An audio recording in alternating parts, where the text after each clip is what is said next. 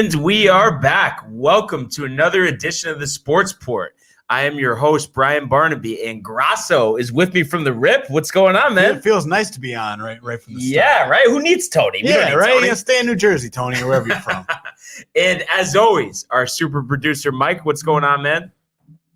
Hello, world. See my jersey? So are you Tony for the day? Or how? I'll switch back and forth. I'll be Tony and talk to you at times baseball. Can you have a fake mustache for don't worry. when you're Tony? Yeah. We'll have to get that going. I got it. I mean, keep talking. But I want to see the mustache though. Yeah. Like the crowd's waiting for the it's like he thinks we could just like keep going. Like we want this mustache. There's a mustache. The Bobby Valentine original. Tell me you remember that. I do remember the Bobby Valentine. That's an epic. No, how do you top that? Like, I don't think that'll ever be done again. No, I mean Tony's trying, but yeah, but to just put on a fake mustache as a major league manager, there's no way that's happening ever again.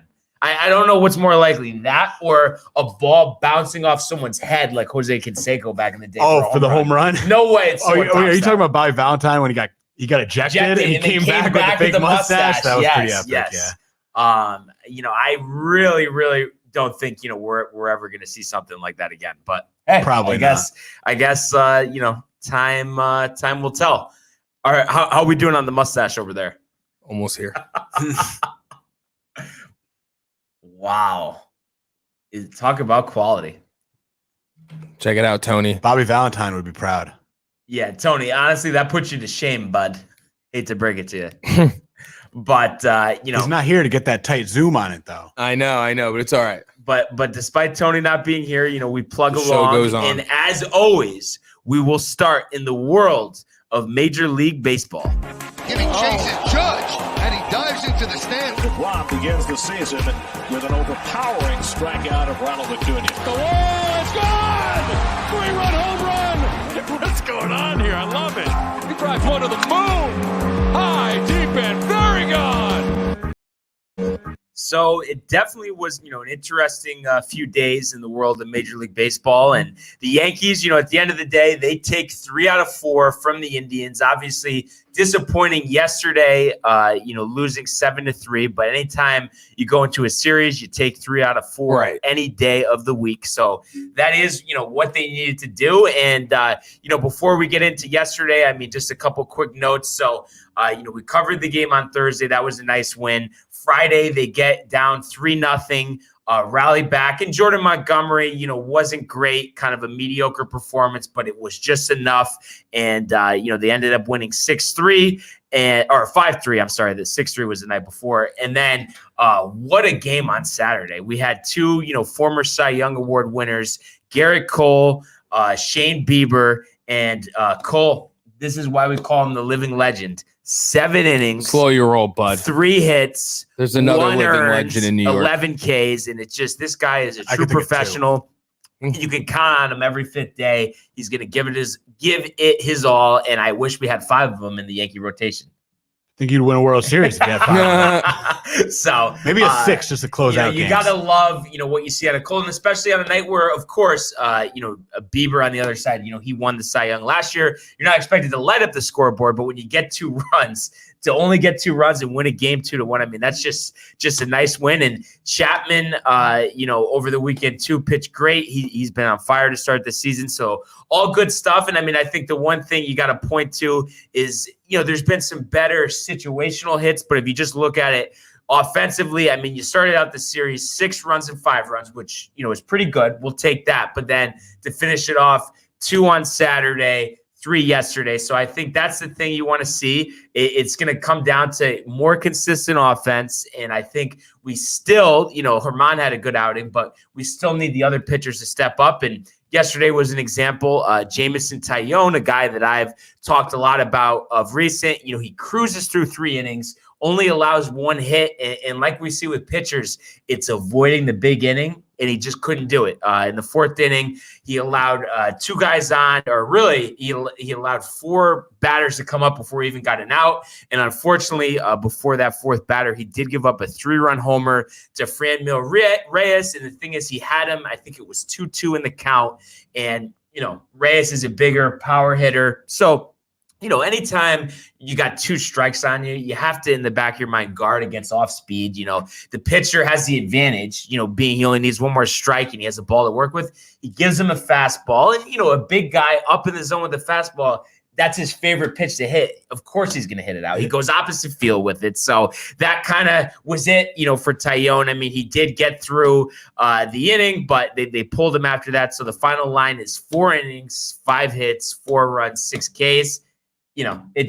That's not a winning formula, going only 4 innings and giving up 4 earned. Yeah, I think Reyes' eyes lit up when he saw that fastball. Like, what? Yeah. I'm going to kill this bitch. Yeah, exactly. And it was a shame, too, because it was scoreless the first 2 innings. Yankees get 2 home runs in the 3rd, a 2-run shot by Urshela, who I've been impressed with, so far this season. And even Mike Ford, a guy that they brought over from the alternate site, he did hit his first home run. But once again, top of the lineup, didn't get it done. 1 through 5 in the batting order, 3 for 20, no RBIs. So anytime you get that out of your top 5, most likely you're not going to win unless really the bottom of the order just has like the games of their lives pretty much. Yeah, and especially when your team is based on offense. Like you expect these guys to, put some runs on the board for you, and they're not doing it so far. The Yankees are going to need that going forward. Yeah, you want some consistency. And I think, and Mike, mentioned it the other day, it all starts with DJ LeMahieu. He gets the day off yesterday. He's only batting .260 on the season. I think last year he hit about .340. So that's a,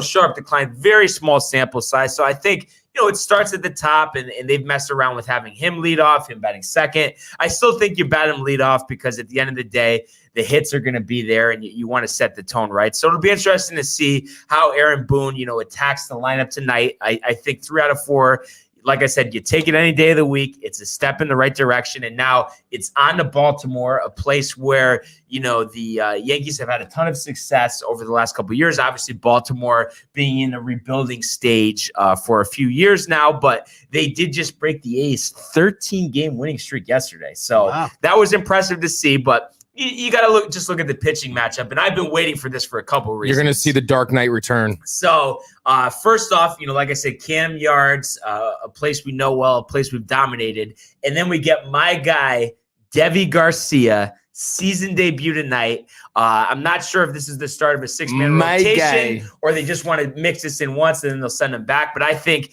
let him go out there, let him perform. And if he's going to perform, you got to have him in there. And I think, the way the pitching has gone this year, a young guy, you got to give him a couple starts. You need, another starter to count on, and he can't be that guy. He's only, I think, 22 years old.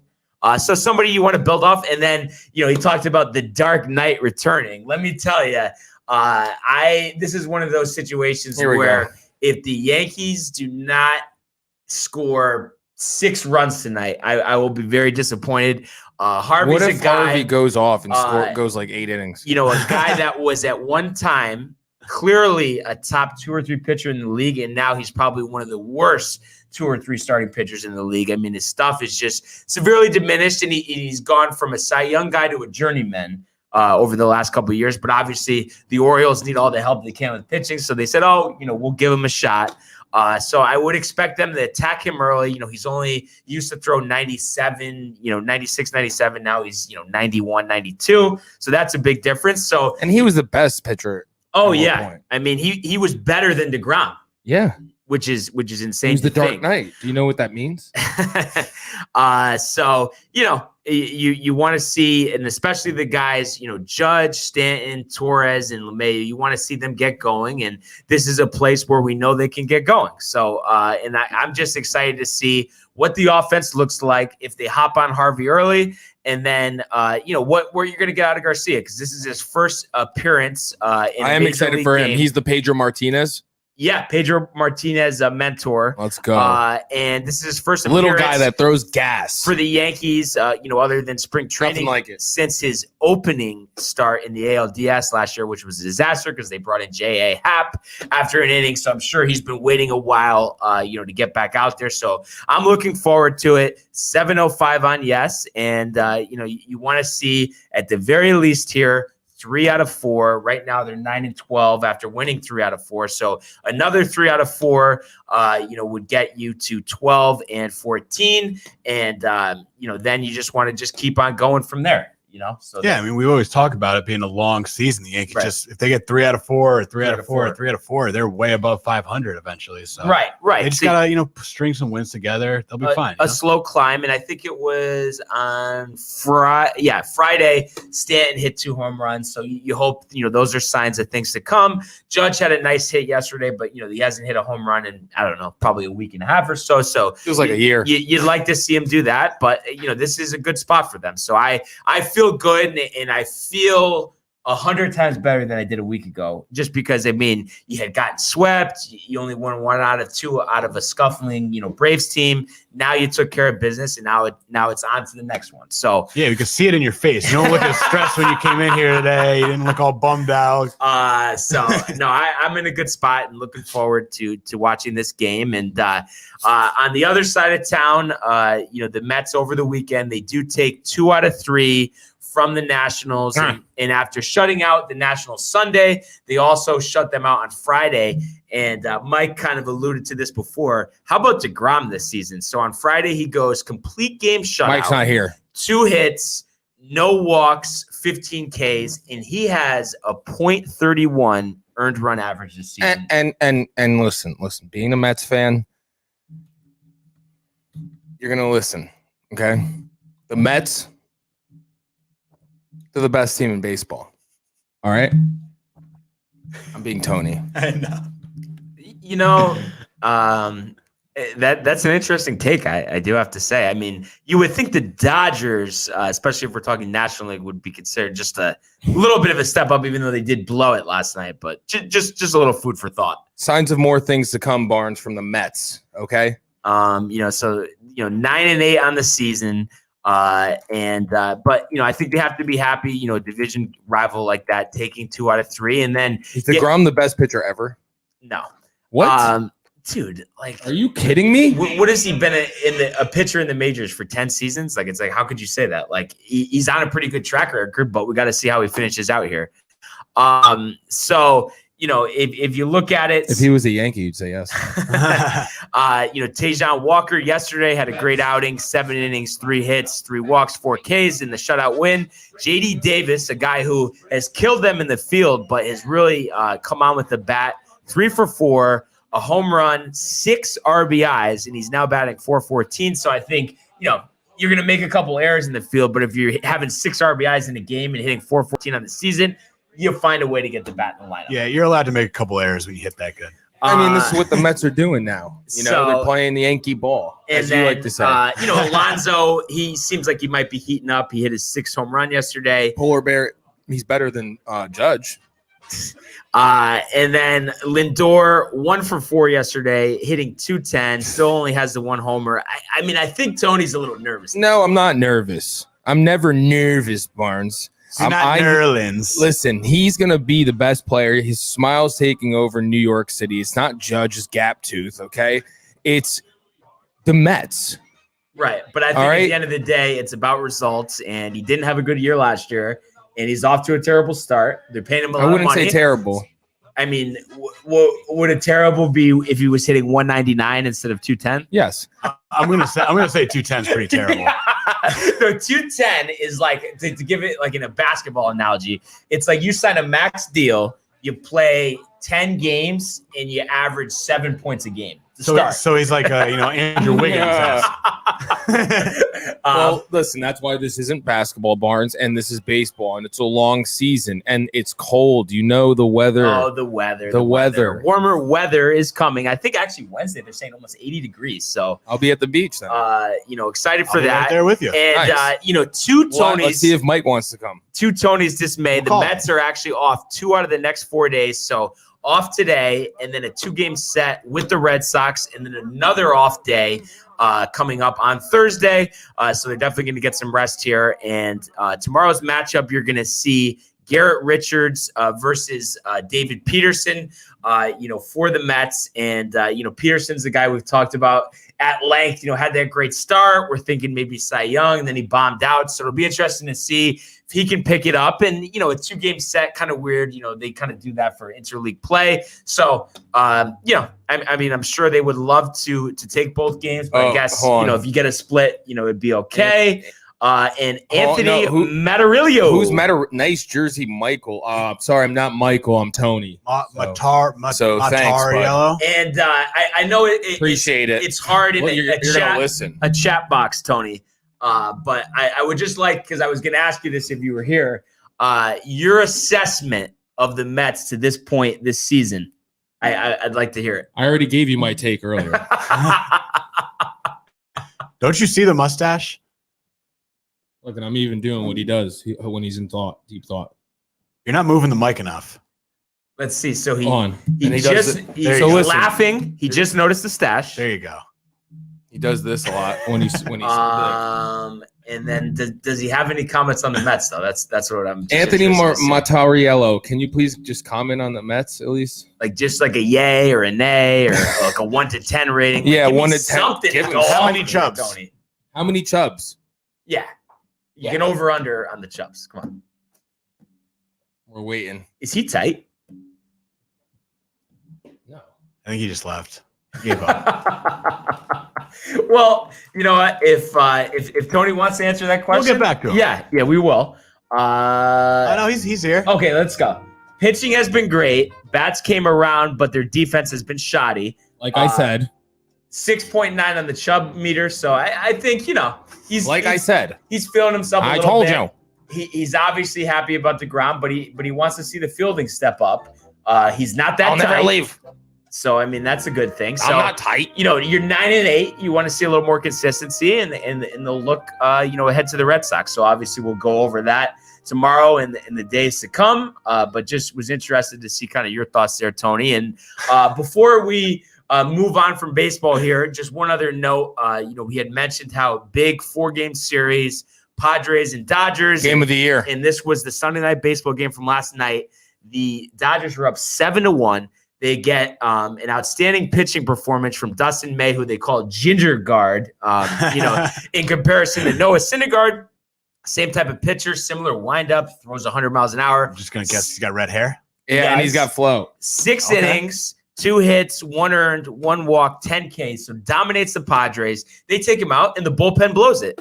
The only run he had given up was to Fernando Tatis, who has been dominating. To my surprise, after having the shoulder injury, being on the IL, 2 for 4, home run, and 5 homers in 3 games. Wow, is this Pretty tough to do. Is this the Yankees playing? Yeah, especially coming back after that shoulder injury. Yeah. You think maybe he's going to swing a little tentatively, but obviously he's not. He doesn't care. He's swinging for the fences, and he's earning that $340 million or whatever he got paid. Yeah, he is. And Tony says Dustin May is throwing gas. Fastball and slider wasn't hittable. And right to that, he's looked impressive in the Dodgers rotation. They are going to be a real tough opponent in the playoffs with that pitching. Anytime you're talking about, Kershaw, May, Bauer, Urias. It's just, I don't know.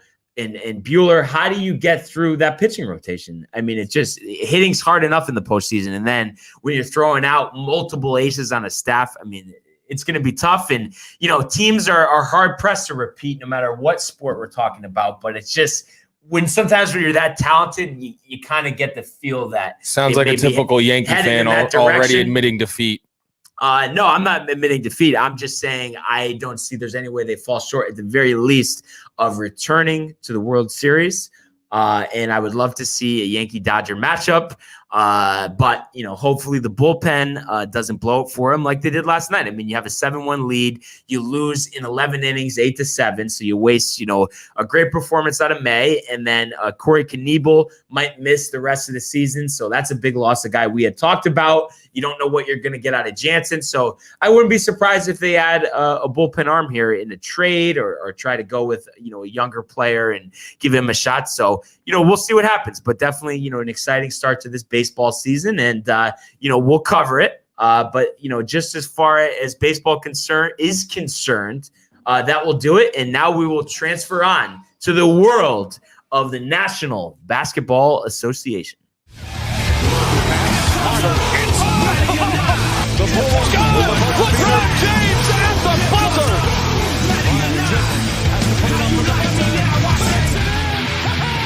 He banks in the three, and the Lakers win the game.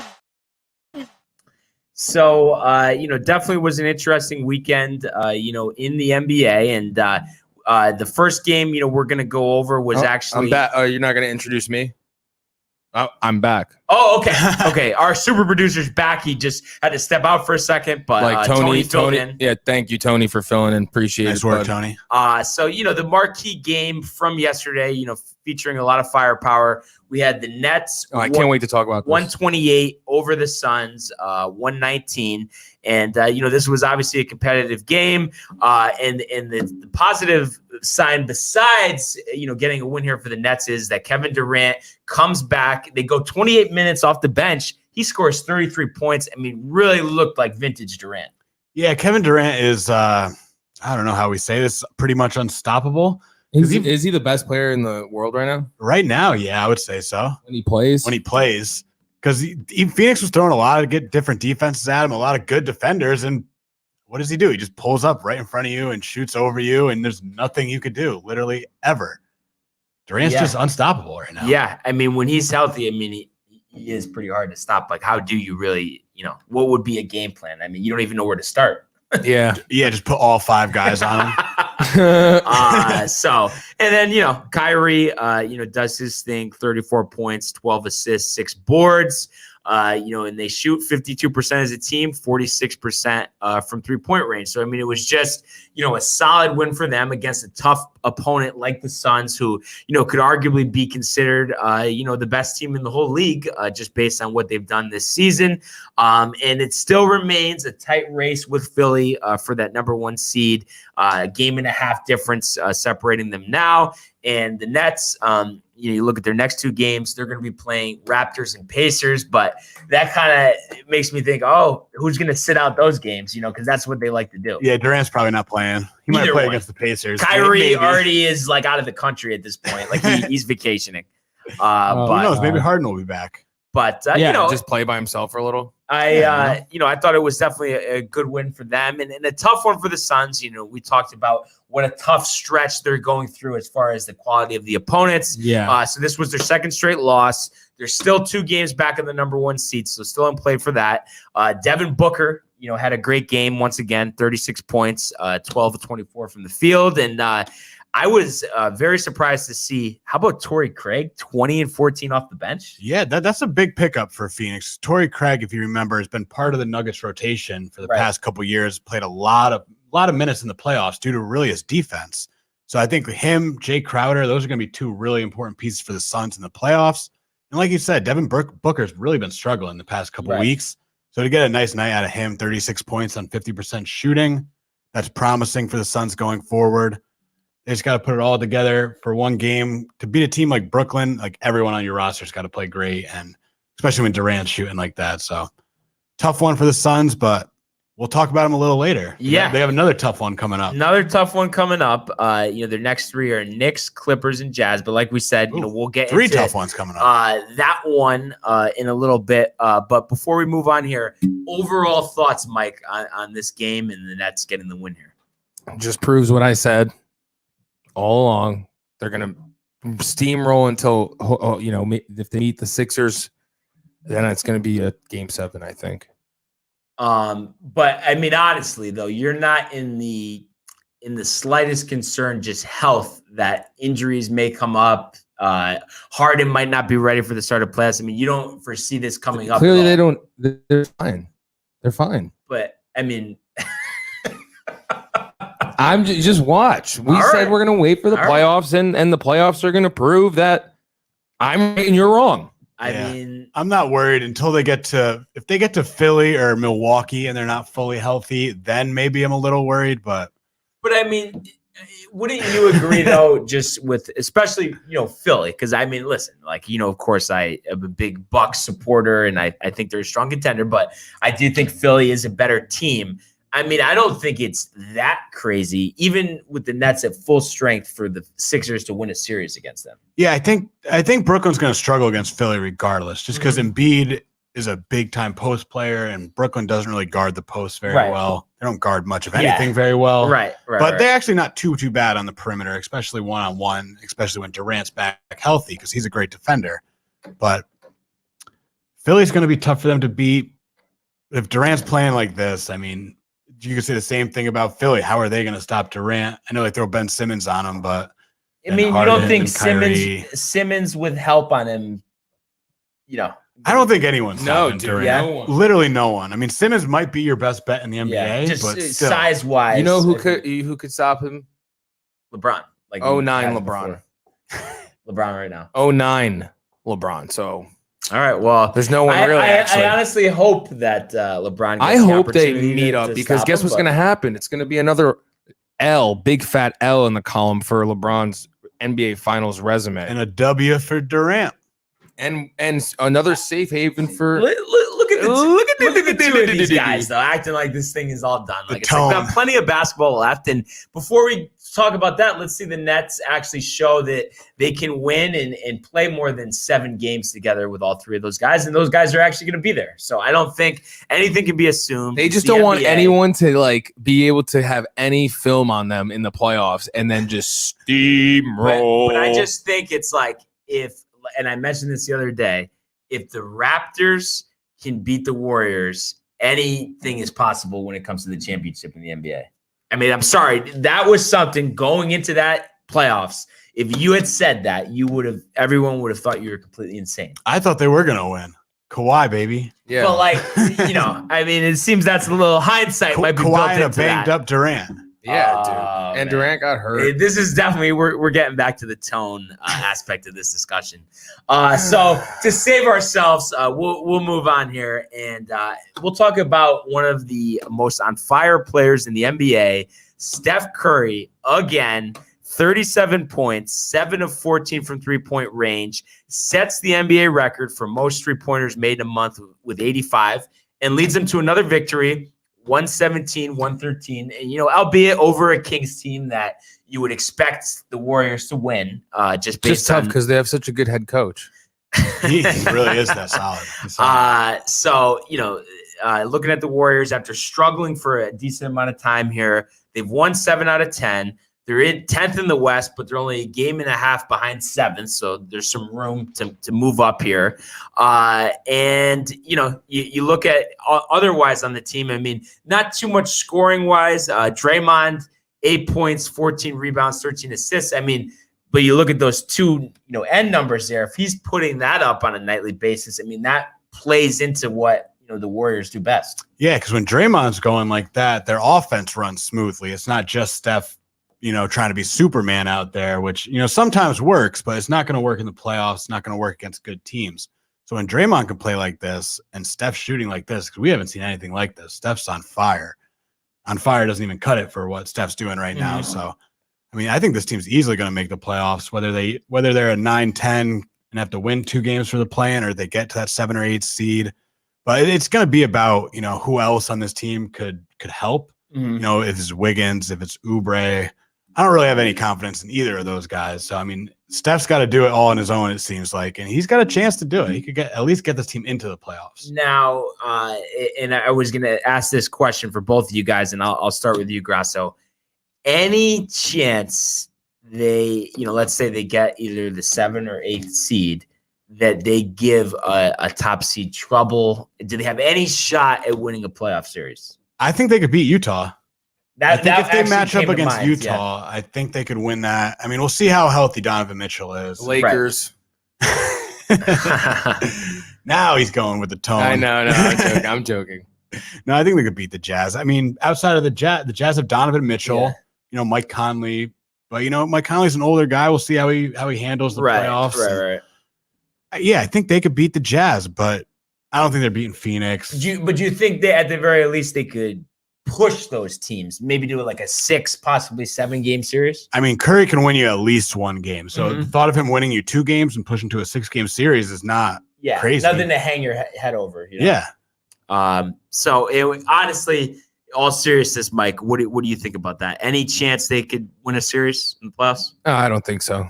It's like kind of nice for the eyeballs, but really, I mean, it's not going to translate into anything, and he just needs his Splash Brother back. Definitely, dude. You saw them crying in the sidelines together. He's like, bro, what's wrong, man? He's like, yo, man, just want to be out there with you, dog. He's like, soon, bro.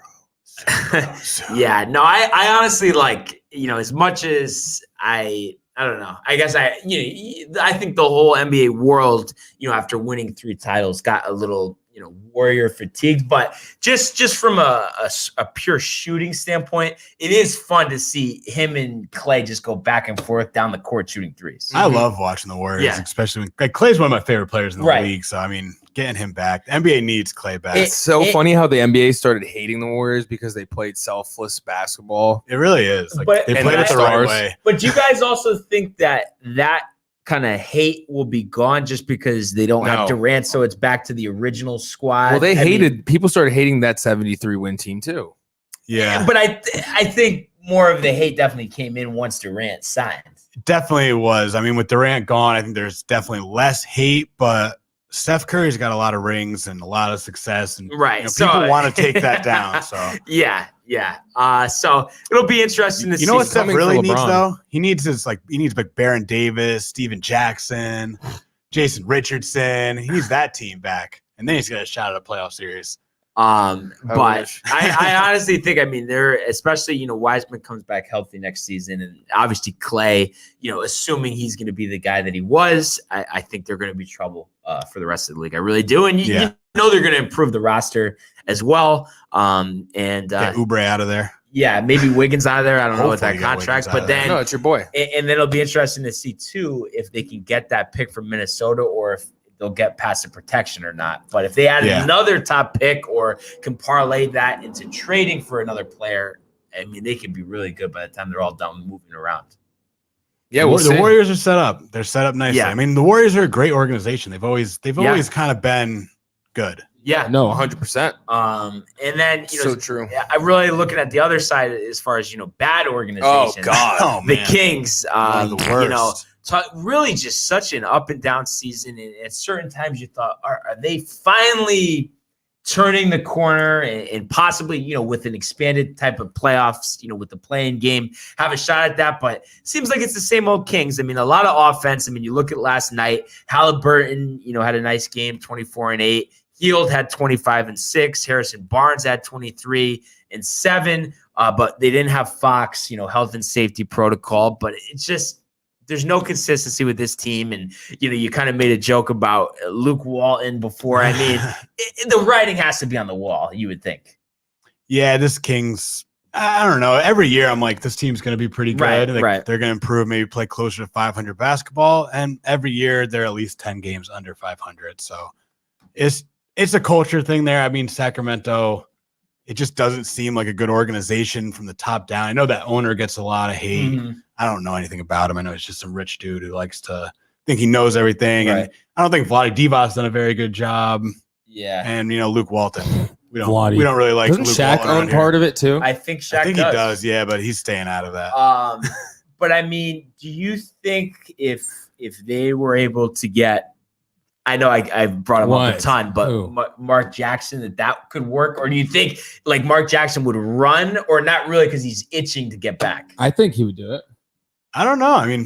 I don't know if he'd help the team though. He was a good coach. I thought with he definitely has a defensive mentality, Yeah. because he was a tough defender himself, playing in the NBA. And I think that's the type of leader that they need. I mean, Luke Walton is like just too vanilla. Stone down there. Complete Yeah. opposite of what Mark Jackson would He's bring. like, hey, guys. Right. Luke Walton's like, let's try and score 140 points. Right.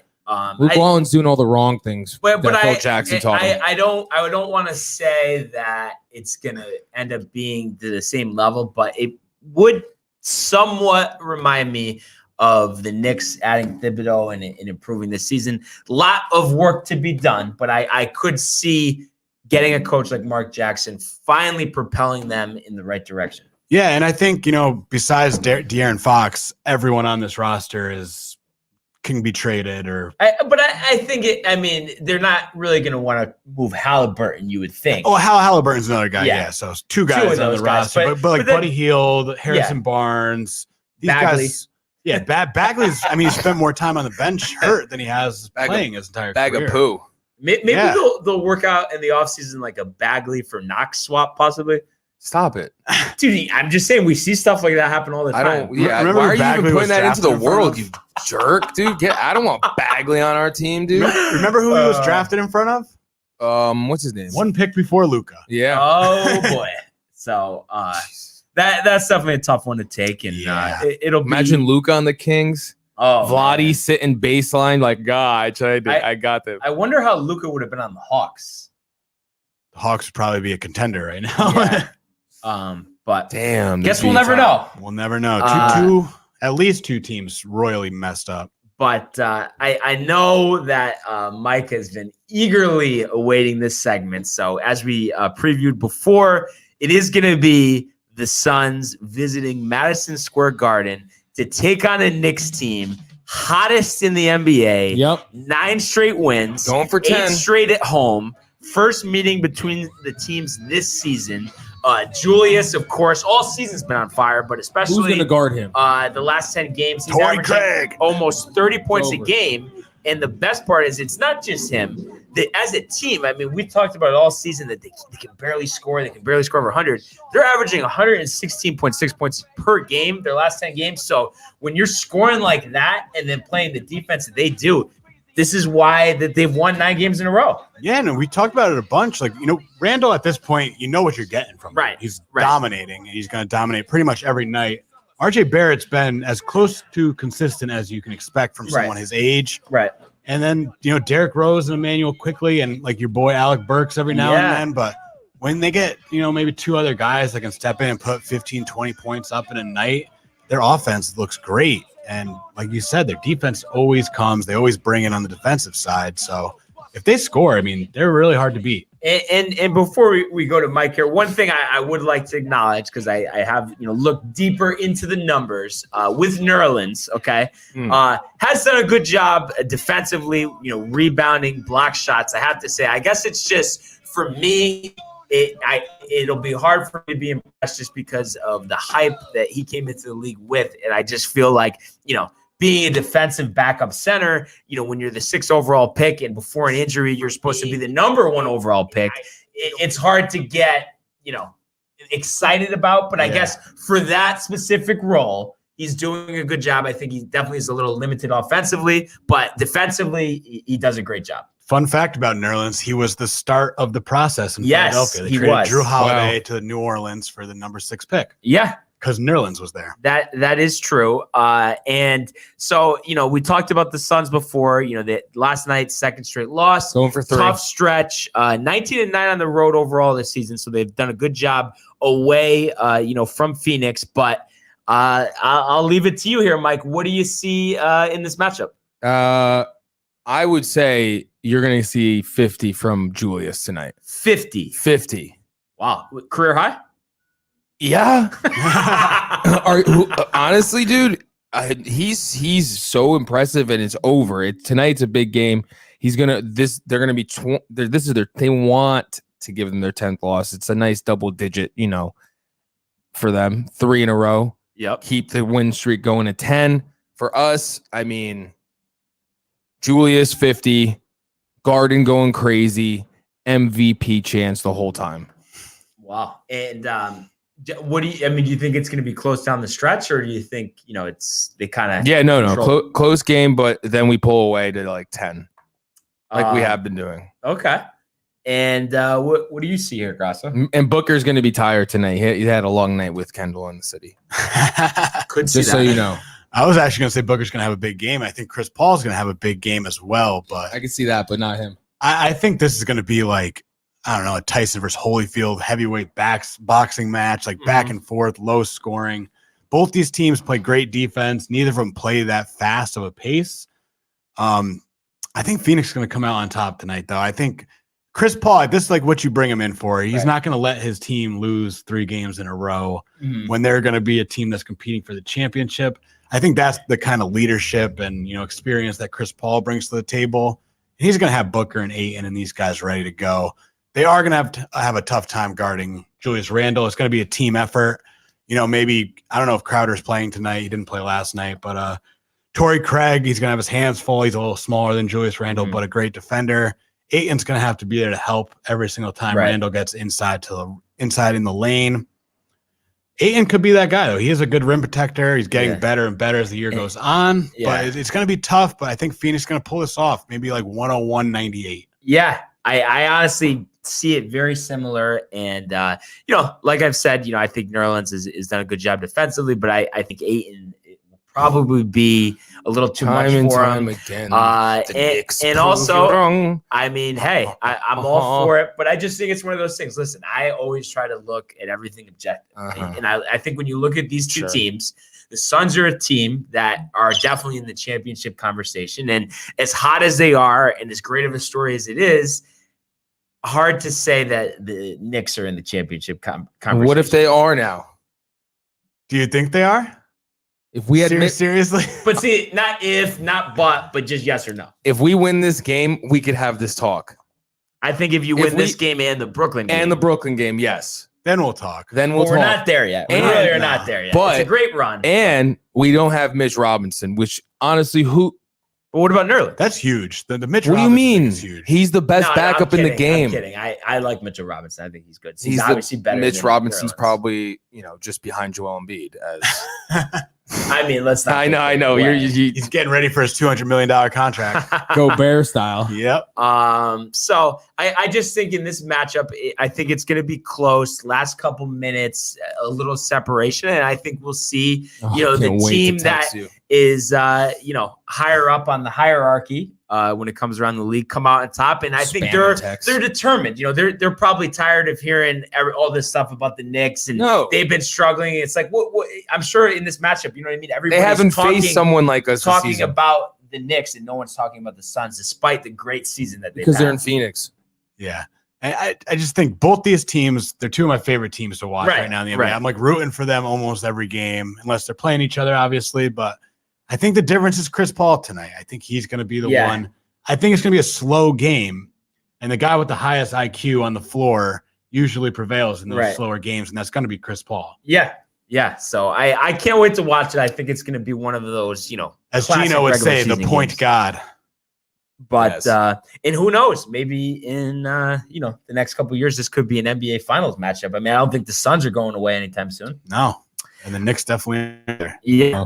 And then on to another game tonight, and this is going to be a rematch of a classic double overtime game from last week. The Grizzlies visiting the Denver Nuggets, and the Grizzlies have picked it up of late, winning 4 out of 6 after struggling a bit, and Ja too. After kind of going through a little bit of a funk, 2 of his last 4 games he's gone for 30 and 10. So when it comes to Ja, those 30-point games have been kind of tough to get to. So to have 2 of them out of his last 4 games, I think that's pretty good. And a guy that it seems like every time we talk about the Grizzlies, we talk about Valanciunas. He's just been so good all season. Last 7 games, averaging almost 22 points and averaging 13 rebounds. I mean, that's all you can ask for from a standing center that's not shooting threes. And I can see Valanciunas being a bit of a problem for Jokic tonight on the block. Jokic is going to have to get physical and play some strong defense. That could affect him on the offensive end, which is where Jokic shines, obviously. But tonight, we know Denver is down with guards. They don't have a lot of them right now. Yeah, Healthy. Barton gets injured over the weekend. Barton, Murray out, obviously. Monte Morris still out, I'm guessing. I at the very least, he's questionable. We know that. So it looks like Frank Campazzo is going to be guarding John Morant tonight. And what about PJ Dozier? Maybe no. Dozier's actually a good player. I think he might actually get that matchup. He should guard him. Campazzo's going to get eaten alive. I was going to say if Campazzo guards him, Morant's going for 40 tonight. And that might be a career high for him because he's not a big time scorer. No. Yeah, Dozier should be the guy. But I think Morant's going to run all over Denver tonight. Denver's a little slower now without these guards. If they go big, it might be a problem. But Morant's the fastest guy in the league probably, and most electric at least. And I think he's going to have his way with Denver tonight. Yeah. And it's just kind of a tough one to handicap because, you look at Denver, despite these losses, player-wise to injury, they're still 7-3 in their last 10. And then you look at this game last time, it was a double overtime classic, but Jokic, did whatever he wanted to against Valanciunas. He scored 47. I think he had 15 and 14 or something along those lines. So it's just like there hasn't been one thing that we've looked at this year and said, Jokic can't do that. Yeah, I think Jonas needs to have a bounce back game against after having 47 dropped on him. Yeah, I don't think so. And I think too, though, one thing that I always think about when I think about the Denver Nuggets, I think about them playing at home. That altitude, at least is going to make a difference in the first half. In the first quarter, if not the first half, kind of getting used to that. So, when you combine that with the fact that you have Jokic, you have Porter Jr. I liked what I saw out of Dozier. So I think those guys will step up. And I think the whole thing here is too, while this Grizzlies team has had good stretches throughout the season, they are beatable. They are playing on the road. So I think this one isn't going to be as close as last time. Give it, in regulation, Nuggets 110, Grizzlies 103. Yeah, and we definitely have to give the Nuggets credit for how they're playing since Jamal Murray went down. Now we'll see what happens with Barton down too. Will PJ Dozier step up? Is Aaron Gordon wearing braids or not? Aaron Gordon, I think he's afro. They're 0-2 with him with the fro. I think he actually dyed his hair to match Kyle Kuzma's color now. Actually, really? Would you say is he trying to hands be like Kuzma? down the worst hair in the NBA, Kuzma, or no? Oh yeah, he's always the worst. Everything. Because wasn't he purple last year? If I'm not mistaken, he matches what he's thinking in his mind, what he sees. No, I have to admit, his thoughts portray onto his hairstyle. I'm what you would call Kuzma'd out. Like I can't.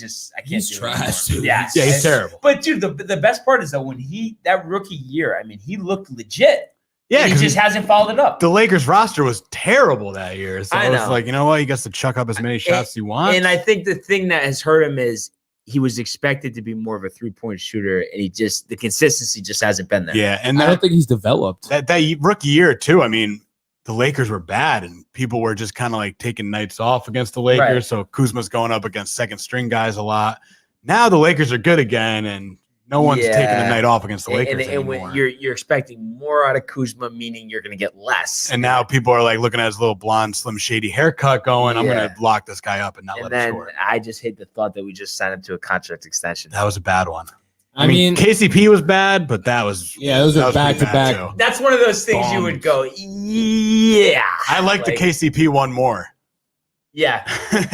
But hey, I guess it is what it is, and we'll see what happens. But your selection here, Mike, Grizzlies Nuggets. Nuggets, Bol 20 points in 3 minutes. How do we talk about the Nuggets game for 5 minutes and not mention Bol? Yeah, Mike kind of stepped out for a little bit. I think that's why. But hey, they are shorthanded now. Why not put him at shooting guard and just see what happens? I know. I want to see that happen. I want what they did in preseason with Jokic running the point, legit bringing the ball up, no guards on the floor with Bol, Michael Porter Jr., Aaron Gordon. Throw Dozier out there too. Just play a little defense. Wow. They would have to get every rebound. I guess Valanciunas might climb over him, but if he's going 2 guys next to him, 7 feet tall, geez. That would be tough. So, hey, I think this is going to be, another interesting game in the NBA. Grizzlies coming out on top tonight, though. I'm confident. I feel pretty good about the Nuggets, but I'm honestly, this is going to be a great game. But I'm really excited for this Knicks game. I mean, I what know. a story! If I they were to know. win that game, They go will. for 10. It's the over. Garden. I mean, like New York, we're gonna see like riots, like good riots, Yes. in the Right. street of New York. Not that many people out there, but I know, Yeah. but it's gonna be Man. sick when I get to send you the final score tonight. I'm gonna feel really good, Barnes. See, but you know what the difference is between me and you? Here he Before is. we close out here, is Yeah. I welcome the Mm. Knicks' success, and I'm not a hater. I just Yeah, because you should be a Knicks fan. I don't know. You're just a Laker fan because of LeBron. irrelevant to the conversation. But my point is, I'm still rooting for the Knicks. I just try to look at everything objectively, and I just when I see one team that's stronger than another, I go with it. You know, I mean, I can't help it. I just You know think what you can't most see of the though? time, talent wins out. The strength of the heart. And that's what the Knicks have over No, the I mean Phoenix Suns. it's impressive. So looking forward to watching it 7:30 tonight on MSG. So we'll all be tuning in. I just And can't wait till the Garden's at full capacity Oh, again. Imagine this year if it was 15,000. at full capacity, 50,000 people chanting MVP for Julius. what, Oh, you think they're going to raise it for the playoffs? yeah. Come on, Well, I aren't mean, they guys- opening up in May a little more? So right, what is the capacity there? Do you know? 2G. Like- Right now, 2K, right? 2K Right now they're letting 2,000. Oh no! But I'm saying full. Right now, you can only 2,000 people. But I on it. mean, like Full's 50,000, isn't it? No, it's 15, I think. It is, and it's like, Oh. aren't they like the Way largest arena, or they're definitely up there with capacity? Let's see here. So it is 20,000. 20? Okay. So I mean, do you feel that it should be at least a lock for 12 for the playoffs, or not necessarily? I don't know. Why don't you shout down to Dolan and ask him? Jimmy, where are you? Jimmy. But you know, you just want to see that. don't talk to Dolan. The Knicks are doing way better with Dolan out of the news and Yeah. not involved in anything. Don't Don't wake him up. Jeez, I mean, just let them do a full capacity. That would be insane. dude. Epic. They're gonna like break sound records. Oh yeah. I used to love when they'd show the sound volume like levels of Yeah. the Golden State Warriors arena Yeah, with those teams because they were so loud. but it's funny. How is it though that like most of the time teams get these new arenas and then everybody always talks about how the old place, the feel, the sounds, right? Doesn't that happen all the time? Mhm. You gotta get that like authentic gym smell Yeah. to the place and everything. Like, you gotta dirty it up a The- little bit. The difference between the feel in the Chase Center versus Oracle Arena for the Warriors. I mean, I know. it's just there's no way they're gonna be able to get to the same. Yeah. And I don't know, just with all like the technology resources out there, how do they not figure this out beforehand? How to just make like sounds and crowd noise similar? I mean, you know, you'd think there'd be some app out there to do it, no? Someone's gotta be smart enough to figure this out. But hey, interesting to see. And you know, before we close out here, anything else you guys wanted to add? No, I think No, I'm that's good. it. Yeah. So Happy Monday. Happy Monday once again. You know, thank you all for joining us. Keep commenting, liking, subscribing, and we'll see you all tomorrow. Peace.